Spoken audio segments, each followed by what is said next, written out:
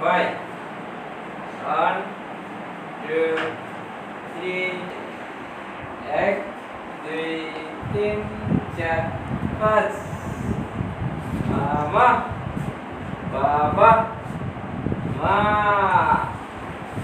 Ma Baba Mama Ma 1 2 3 4 5 5 देखो मामा हाँ जीत गई खूब सुंदर मामा बाबा देखला तो स्वप्नी ला এখান থেকে একটু মামা কথা হলো সবুজ নি দেখাও 1 2 3 4 মামা আসসালামু আলাইকুম। আমরা অটিজম এনডিটি সেবাদান কেন্দ্র বরিশাল থেকে বলছি। আপনারা অলরেডি জানেন যে আমাদের এই অটিজম এনডিটি সেবাদান কেন্দ্রে কী ধরনের সেবা দেওয়া হয়। এখানে সাধারণত এনডিটি টাইপের যে রোগগুলো বা যে প্রবলেমগুলো, সেই প্রবলেমগুলোই মূলত ট্রিটমেন্ট দেওয়া হয়। এছাড়া অটিজম, স্ট্রোক, এছাড়া বিভিন্ন ধরনের ব্যথাজনিত যত সমস্যা আছে সমস্ত ট্রিটমেন্ট এখানে দেওয়া হয়। আমরা এখন যে সেবাগ্রহীতা সম্পর্কে জানবো। এখানে আমাদের সেবাগ্রহীতা অনেক দিন ধরে আমাদের কাছ থেকে সেবা নিচ্ছে। তার কী ধরনের সমস্যা আছে বা সেবা কতদিন ধরে নিচ্ছে, সেবার মান কেমন, এই সম্পর্কে আলোচনা করব। আপু, এখানে আসলে কী উদ্দেশ্যে আসছেন? আসসালামু আলাইকুম। এখানে আমি আমার বাচ্চার যে সমস্যা, ও যে সিপি রোগী, তো এটা থেরাপি নিতে আসছি। এখানের তথ্য পেয়েছি আমি, আমার একটা ট্রেনিং ছিল এনডিডির, তো ওই ট্রেনিংয়ে আমি তো বিকাশ কেন্দ্রে দেখাতাম, ওখান থেকে আমাকে জানানো হয়েছে, আবার প্রতিবন্ধী সেবা সাহায্য কেন্দ্র, ওখান থেকে আমি ওই ট্রেনিংটা অ্যাটেন্ড করি। তো অ্যাটেন্ড করার পরে আমি ফার্স্ট এখানের তথ্যটা পাই যে এখানে এরকম এনডিডি একটা সেবা কেন্দ্র ছিল। এর আগে আমি আমার বাচ্চাকে সরকারি বা বেসরকারি প্রতিষ্ঠানে নাম উল্লেখ করলাম না, অনেক জায়গায় ট্রিটমেন্ট করেছি। তো এখন যখন এনডিটিতে আমি আসছি, আমি বেশি দিন না, গত মাস থেকে আমি আছি, অ্যাক্টিভ আছি এখানে। তো আলহামদুলিল্লাহ সব কিছু মিলে এদের সেবা অনেক ভালো। বাচ্চার নামটা কি? ওর নাম হচ্ছে মেহনাজ রওফিন মানহা। মানহা আসলে বুঝছেন কখন থেকে যে ও আসলে এই সমস্যা আছে?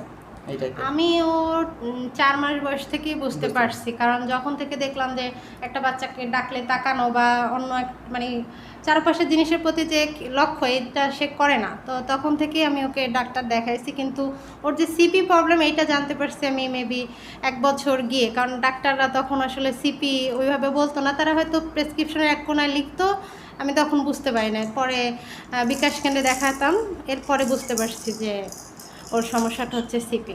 তখন থেকে কি ওর ট্রিটমেন্ট শুরু হয়েছে নাকি? হ্যাঁ, তখন থেকে ডাক্তার দেখাইতাম এবং বিকাশ কেন্দ্রে, কিন্তু এই যে থেরাপির বিষয়টা আসলে আসে না। তো আমি নিজ উদ্যোগে তখন ওই যে সিআরপিতে যেতাম, ওইখানে থেরাপি দিতাম। যাক, আমাদের এখান থেকে যতদিন সেবা নিচ্ছেন, এই সেবার মানটা কেমন? আলহামদুলিল্লাহ ভালো, এক কথায় আলহামদুলিল্লাহ, কারণ এরা খুবই আন্তরিক, মানে যেটা সত্যি কথা বলতে অনেস্টলি এরা খুবই আন্তরিক। আমার অনেক ভালো লাগছে যে এরা মানে একটা অসুস্থ বাচ্চার গার্জিয়ানের কিন্তু মন সবসময় এদের একটা অন্যরকম একটা দুর্বল থাকে, একটা কি থাকে। তো দেখা যায় আমি কিন্তু আমার একটা সুস্থ বাচ্চা বাসায় একা রেখে আসতে পারি না, কিন্তু অন্য অন্য জায়গায় গেলে আমার অনেক রকম প্রবলেম হয় এই বাচ্চাটাকে নিয়ে গেলে, এক একজন এক এক রকম। কিন্তু এইখানে আসার পরে মানে আমার মনে হয় না যে এদের কখনো মানে এরা বুড়ো কুচকাইছে বা এদের কোনো সংকোচ হয়েছে যে না আরেকটা বাচ্চা নিয়ে আসতে। আমি সবসময় আলহামদুলিল্লাহ ভালো লাগছে এদের। আমাদের এখান থেকে সেবা নিচ্ছেন, এই সেবার জন্য কেউ কি কোনো টাকা পয়সা বা এই ধরনের কিছু চাইছে? না না, একদম প্রথম থেকে যখন যেদিন থেকে আসছি কাগজপত্র থেকে সমস্ত কিছু, এবং থেরাপি দেই বা সিরিয়াল নেই, কিন্তু কখনোই না এরা সব মানে যে কোনো কিছু, বা এদের তো আপনার এমনিতে থেরাপি ডাক্তার ছাড়াও মেডিসিনের ডক্টরও আছে, ওটাও যখন ওরা দেখায় কখনোই টাকা না। এরা সব কিছু বলছে যে এটা বিনামূল্যে, এটা সরকারি সেবা, আপনারা আসবেন সেবা নেবেন, কিন্তু কোনো টাকা পয়সা দিতে হবে না, বিনামূল্যে।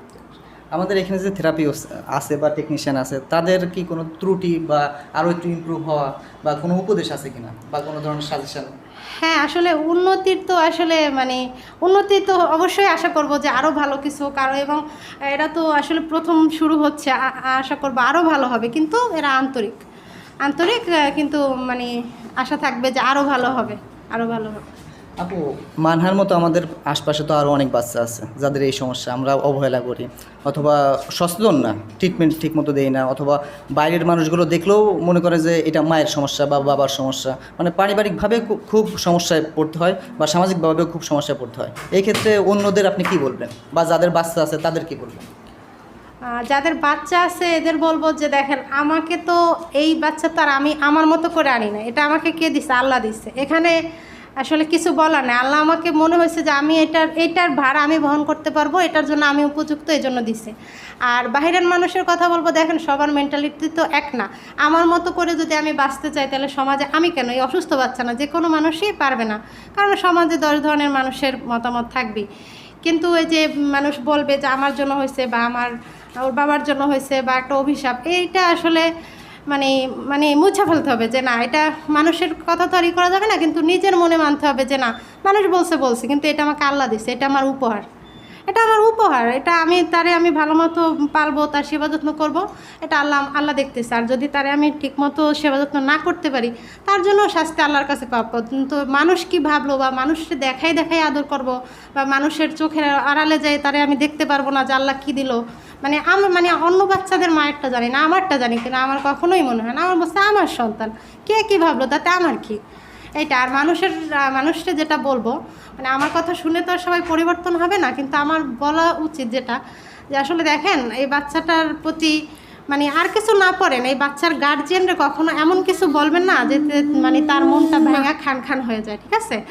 কারণ এইটাও কিন্তু মানুষ কিন্তু মানে মুখে বললেই অভিশাপ হয়ে যায় না, তার এক ফোঁটা চোখের পানি কিন্তু আল্লাহর দরবারে অভিশাপ হয়ে যায়। হ্যাঁ, আমি চাইলেও এরকম একটা বাচ্চা আনতে পারবো না, আর না চাইলেও এরকম বাচ্চা আনা পৃথিবীতে বন্ধ হবে না, এটা আল্লাহর ইচ্ছা। তো মানুষের আর সমাজে চলতে গেলে হয় কি, বিভিন্ন জনে বিভিন্ন ধরনের কথা বলবে, তো এটা আসলে পরিবর্তন করার কিছু নাই। কিন্তু নিজের ভিতর থেকে যাদের এই বাচ্চা আছে, যে পরিবারে আছে, মানে তাদের কথা হচ্ছে তারা চেঞ্জ হোক, তারা পরিবর্তন হোক। দেখবেন একটা বাচ্চার মানে একটা প্রতিবেশী এসে যখন বলবে যে আপনার বাচ্চাটা এরকম, আমার বাচ্চা এরকম, তাতে আপনার কি? আমার বাচ্চা আল্লাহ দিচ্ছে, আমি পারবো, আমি তার যতটুকু ভার আমি আমার সাধ্য মতো নেব। তারে আপনি একদিন ভালো করে একটু কঠিন গলায়, মানে সেটা খারাপ ব্যবহার না, একটু এমনভাবে বুঝাইতে হবে যে না, আমার বাচ্চাটা যেটা আমার দিচ্ছে এটা আমার কাছে শ্রেষ্ঠ উপহার। এটা যদি সে একদিন বোঝে, দ্বিতীয় দিন হেরে আপনার পিছনে বলবে, কিন্তু আপনার সামনে এসে কখনো খোঁচা দিয়ে কথাটা বলবে না। সেইটা বুঝবে যে না, তার সুস্থ বাচ্চাটার চেয়েও তার এই বাচ্চাটা সে ভালোবাসে। এবং মানে আমার ব্যক্তিগতভাবে বলি যে আমার আশেপাশে যারা আছে, তারা পিছনে যাই বলুক, তারা এইটা জানে যে না, মেহনাজের আম্মুরে এটা বলা যাবে না, কারণ মেহনাজের বাবা আমার কলিজার টুকরা। ধন্যবাদ আপু, নিয়মিত এখানে আসবেন এবং থেরাপি নেবেন। আশা করি আপনার থেকে আরও আমাদের যারা দর্শক আছে, দর্শকরা কিছু শিখতে পারবে। আমরা আমাদের সমাজে, আমাদের পরিবারে, আমাদের মেহনাজের মতো অনেক ছেলেমেয়ে আছে যাদেরকে আমরা অবহেলা করি, শাস্তি মনে করি যে এটা মা বাবার হয়তো শাস্তি। আসলে আমরা এই মেহনাজের দিক তাকালে বা তার আম্মুর দিকে তাকালে বা তার কথা শুনলে আমরা বুঝতে পারবো যে এগুলো আল্লাহর একটা পরীক্ষা। আল্লাহ তাআলা আমাদের যাদের বেশি ভালোবাসেন তাদেরই বেশি পরীক্ষার মধ্যে রাখে। তাই আমরা এইগুলাকে শাস্তি বা অবহেলায় এই চোখে না দেখে আমরা তাদের যতটা প্রাপ্য সেই যে অধিকারগুলো আছে সেই অধিকারগুলো দেওয়ার চেষ্টা করব। আমাদের বাংলাদেশে অটিজম এনইডি সেবাদান কেন্দ্র তাদের যে অধিকার, স্বাস্থ্য নিয়ে যে অধিকার, এই অধিকার নিয়ে আমরা কাজ করি। হ্যাঁ বলেন। আরেকটু বলবো, মানে আমি বলছি যে হ্যাঁ, সবাই নিজেরা মানে করবে, মন থেকে সাহস পাবে যে না, এই বাচ্চা আল্লাহর উপর। কিন্তু আরেকটা জিনিস বলবো, মানে এই পরিবারে যাদের একটা সুস্থ বেবি আছে বা আরও আত্মীয় স্বজন আছে, এদের সবসময় এইটা বোঝানো উচিত ওই গার্জিয়ানের যে এরা আসলে অবহেলার পাত্র না, এদের একটা অধিকার আছে। মানে আমার এই ছোটো বাচ্চারা আমি এমনভাবে ট্রিট করি যে তার একটা বিস্কুট হলে তার বোন অর্ধেক পাবে, সে চাইতে পারে না, মুখ খুঁজে চাইতে পারে না, কিন্তু এটা তোমার দিতে হবে। মানে এটা যদি আমার কাছে মনে হয় যে এটা যদি ওকে আমি ছোটোবেলা থেকে না শিখাই, ও বড় হয়ে তার বোনকে মানে তার কোনো ভাগেই সে ধরবে না, সে মনে করবে যে ও কিছুই না, নাথিং। তা আমি চাই যে মানে এই টাইপের বাচ্চা যাদের আছে, এদের পরিবারের সদস্যদেরও ছোটোবেলা থেকে তার ভাই হোক, তার বাবা হোক বা দাদি হোক, মানে তাদের গার্জিয়ান যারা থাকবে তাদেরকে বোঝানো যে না, এর একটা ভাগ আছে। এই অধিকারটা যেন তারা পরিবার থেকে নিশ্চিত করে। পরিবার থেকে নিশ্চিত করলে সামাজিকভাবে, রাষ্ট্রীয়ভাবেও নিশ্চিত হবে ইনশাল্লাহ। ধন্যবাদ আপু। যেটা দেখে শুনলাম আপুর কথা আসলে মুগ্ধ করার মতো। আমরা সব অধিকার নিয়ে তো যেহেতু কাজ করতে পারি না বা এখনও শুরু করি না, আমরা নতুন হিসাবে যেহেতু যাত্রা শুরু করছি, আমরা প্রথমেই আসলে আমাদের যে ট্রিটমেন্ট বা স্বাস্থ্য, এই স্বাস্থ্য বিষয়ে আমরা কাজ করছি।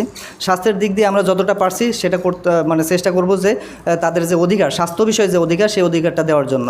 আর আমরা যারা আমাদের পরিবার আছে, ফ্যামিলি আছে, ফ্যামিলিতে যারা আছে, আমাদের ফ্যামিলিগত যে তাদের যে অধিকার, সামাজিকভাবে যে অধিকার, সেই অধিকারগুলো থেকে তারা যেন ক্ষুণ্ণ না হয় বা তারা বঞ্চিত যেন না হয়, আমরা সেদিকে চেষ্টা করব।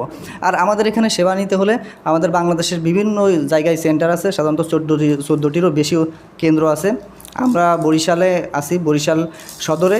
আমাদের নিচে নাম্বার আছে এবং ঠিকানা আছে, এই ঠিকানায় আপনারা যোগাযোগ করতে পারবেন এবং এখানে এসে সেবা নিতে পারবেন। ধন্যবাদ।